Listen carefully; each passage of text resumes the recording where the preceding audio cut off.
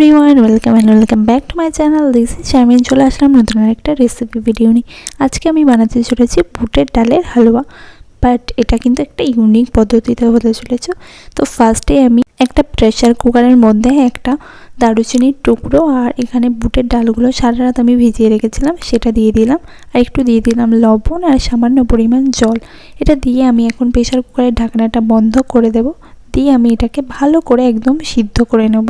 So এখানে দেখতে পাচ্ছেন আমার ডালটা একদমই সিদ্ধ হয়ে গেছে। দেন পাশে আমি একটা কড়া বসিয়ে দিলাম, দিয়ে দিলাম এখানে একটু ঘি। এখানে আমি 250 গ্রাম মতো ঘি ইউজ করেছি, যেহেতু আমার কাছে 300 গ্রাম মতো বুটের ডাল আছে, মানে 300 গ্রাম বুটের ডাল আমি সিদ্ধ করে নিয়েছি। সো এখানে ঘিয়ের মধ্যে দিয়ে দিলাম 2টো এলাচটা দিয়ে আমি এখন ঘিটাকে ভালো করে গরম করে নেব। ঘিটা আমার একদমই গরম হয়ে গেছে। তো উপর থেকে যে ডালটা আমি সিদ্ধ করে রেখেছিলাম সেই ডালটা ঘিয়ের মধ্যে দিয়ে দিলাম, দিয়ে এখন ভালো করে আমি এটাকে নাড়িয়ে চাড়িয়ে ঘিয়ের সঙ্গে ডালটাকে মিশিয়ে নেব। দেন আমি একটা ইউনিক পদ্ধতিতে আজকের হালুয়াটা বানাবো। ইউনিক বললাম কারণ এইভাবে হালুয়া অনেকেই বানায় না। তো এখানে আমি ওপর থেকে দিয়ে দিচ্ছি, এটা কিন্তু নারকেলের দুধটা আমি দিয়ে এখন হালুয়ার সঙ্গে ভালো করে মিশিয়ে নেব, দিয়ে এটাকে আমি নাড়তে থাকবো। নারকেলের দুধ দিয়ে এইভাবে হালুয়া বানালে কিন্তু হালুয়াটা খেতে দারুণ লাগে। আর ওপর থেকে আমি দিয়ে দিচ্ছি সামান্য পরিমাণে চিনি, দিয়ে আমি এখন ভালোভাবে এটাকে নাড়তে থাকবো। দেন আমি এখানে একটু কেশরও ইউজ করেছিলাম, সেটা আমি স্কিপ করে গেলাম, মানে আমার ভিডিও ফুটেজ নেওয়া হয়নি।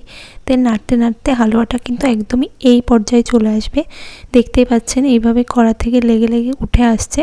সো আপনার বুঝতে হবে হালুয়াটা আপনার একদমই রেডি হয়ে গেছে। তো আমি গ্যাসের ফ্লেমটা অফ করে দিলাম, দিয়ে একটা থালার মধ্যে, স্টিলের থালার মধ্যে এইভাবে আমি একটু ঘিটাকে ব্রাশ করে নিলাম। আপনারা ব্রাশ দিয়েও করতে পারেন, আমি হাত দিয়েই করে নিচ্ছি। এইভাবে বুলিয়ে নিলাম থালাটার গায়ে। দেন এখানে যে আমি হালুয়াটা বানিয়ে রেখেছি সেটা আমি এর মধ্যে একদমই ঢেলে দেবো। হালুয়াটা পুরোটাই ঢেলে দিয়ে এইভাবেই আমি থালাটার মধ্যে একদমই বিছিয়ে দেবো, দিয়ে একদম সেট করে নেব। এইভাবেই দেখতে পাচ্ছেন আমি যেভাবে করছি, এভাবে একদম সেট করে আমি এটা কিছুক্ষণের জন্য ঠান্ডা হতে দেবো। এটা ফ্রিজে দেওয়ার দরকার নেই, নর্মাল টেম্পারেচারে রাখলেই এটা একদমই সেট হয়ে যাবে। দেন আমি এইভাবে বরফি শেপে কেটে নিয়েছি, আপনারা যে কোনো শেপেই কেটে নিতে পারেন। সো এইভাবে বাড়িতে একবার হালুয়া ট্রাই করে দেখবেন, নারকেলের দুধ দিয়ে অসাধারণ লাগে খেতে। সো এই ছিল আজকের আমার রেসিপি ভিডিওটা যদি ভালো লাগে একটা লাইক কমেন্ট করে দিও, আর এরকম নতুন ভিডিও পেতে হলে আমার চ্যানেলটাকে অবশ্যই সাবস্ক্রাইব করো। বাই, দেখা হচ্ছে নেক্সট ভিডিওতে।